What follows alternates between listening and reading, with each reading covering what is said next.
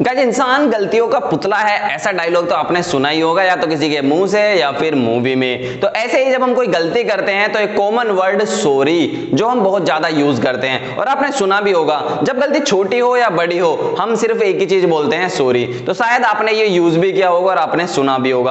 अब किसी का पेन खो गया तो भी आप बोलते हो सॉरी, किसी का मर्डर कर दिया तो भी बोलते हैं सॉरी, 10,000 रुपए खो गए तो भी आप बोल दोगे सॉरी मुझसे पैसे खो गए, और 1 लाख रुपए खो जाते हैं तो भी आप बोलोगे सॉरी मुझसे पैसे खो गए। तो गाइस क्या आपको नहीं लगता कि सॉरी सॉरी जो वर्ड है ऐसा लगता है कि मतलब बोर सा?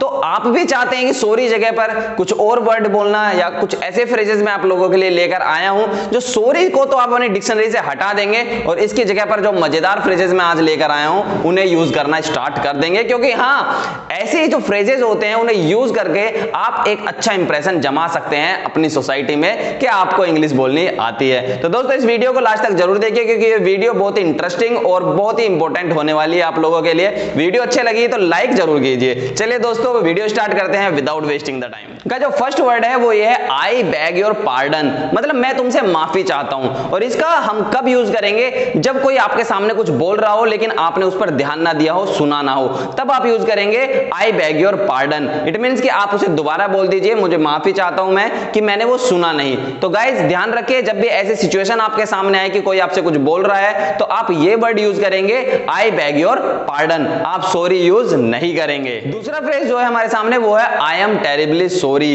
इट मींस जब आपसे बहुत बड़ी गलती हो जाए तब आप यूज करेंगे कि यार मुझसे बहुत बड़ी गलती हो गई है तो आई एम टेरिबली सॉरी। तो ये जब आपसे कोई भी ऐसी गलती हो जाए आपको लगे कि यार हाँ मुझसे ये गलती बहुत बड़ी हो गई है तो आप सॉरी ना बोल के आई एम टेरिबली सॉरी का वर्ड यूज करेंगे। थर्ड फ्रेज है हमारे पास में आई एम अवफुली सॉरी। तो गाइस ये आप कब यूज करेंगे? इसका मतलब जब आपसे कोई ऐसी गलती हो गई है और आपको बहुत बुरा लग रहा है कि ये गलती आपसे क्यों हो गई, तब आप सॉरी की जगह पर यूज करेंगे आई एम अवफुली सॉरी। तो गाइस ध्यान रखें आपसे कोई भी गलती हो जाए और आपको बुरा लगे कि यार ये मुझसे हो गया, और कभी कभी लगता है कि गलती हो जाती है तो हमें बुरा लगता है, तो बोलते हैं यार आई एम अवफुली सॉरी, मतलब मुझे बुरा लगा है इस चीज का और आगे से ये नहीं होगा। तो गाइस ध्यान रखिए जो तीसरा फ्रेज है वो आपको ये बताता है कि आपको जो गलती हुई है आपसे उसका बुरा आपको लगा है। गाइस जो फोर्थ फ्रेज है हमारे पास में वो है excuse me please. Excuse me please, आपने बोला सर एक्सक्यूज मी तो हम जब लगाते हैं जब हम साइड मांगते हैं। गाइस ये एक सॉरी का ही वर्ड है, मतलब आप ऐसे सॉरी कब बोलेंगे?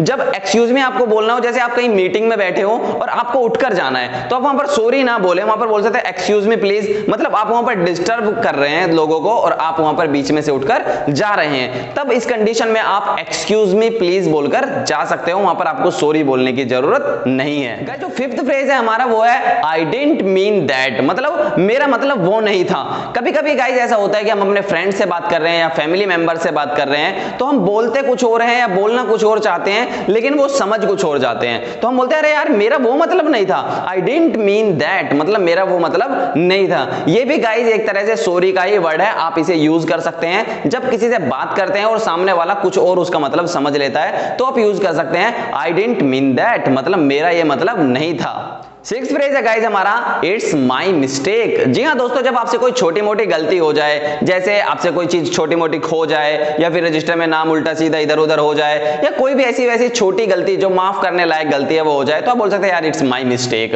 मतलब मुझसे गलती से ये काम हो गया, ये मेरी गलती है। तो सॉरी की जगह पर आप इट्स माई मिस्टेक का भी यूज कर सकते हैं। सेवंथ फ्रेज है guys I am responsible for that, मतलब इसका मतलब यह है कि ये जो गलती हुई है इसका जिम्मेदार मैं हूं। तो आप सॉरी कहकर काम ना चलाएं। जैसे मान लो कोई भी गलती हो गई है आपसे बोला गया कि यहां से अंदर कोई भी नहीं जाएगा, लेकिन कोई छुप के चला जाता है या फिर आप थोड़ी देर के लिए वहां से चले जाते हो और कोई अंदर एंट्री कर जाता है, तो ये आपकी गलती से हुआ है। तो आप वहां पर सिर्फ सॉरी बोलकर ना बोले, आप बोले I am responsible for that. तो गाइस इसका वर्ड का आपको समझ में आया होगा कि ये फ्रेज आप कहां पर यूज करेंगे, बहुत ही इंपॉर्टेंट फ्रेज है, इसका हम बहुत ज्यादा जगह पर यूज कर सकते हैं। एट्थ फ्रेज है गाइस हमारे पास में आई रिग्रेट। जी हाँ दोस्तों, जब हम कोई ऐसा काम कर देते हैं जिसे करने के बाद हमें दिल से पछतावा होता है कि यार ये काम मुझसे हो क्यों गया, तो आप सामने वाले इंसान से सॉरी नहीं बोल सकते, वहां पर आपको पछतावा करना है, बताना है कि यार मुझे बड़ा पछतावा है, मुझसे गलती से हो गया। तब आप आई रिग्रेट करके जो फ्रेज है उसे यूज कर सकते हैं और जिससे सामने वाले को भी पता चल जाएगा कि इसे गलती का पछतावा है। क्योंकि सॉरी हम बहुत कॉमन सा वर्ड है, कहीं भी बोल देते हैं, इसीलिए सॉरी बिल्कुल भी ना बोले, ऐसी जगह पर आप पछतावा करने के लिए आई रिग्रेट वर्ड का यूज कर सकते हैं।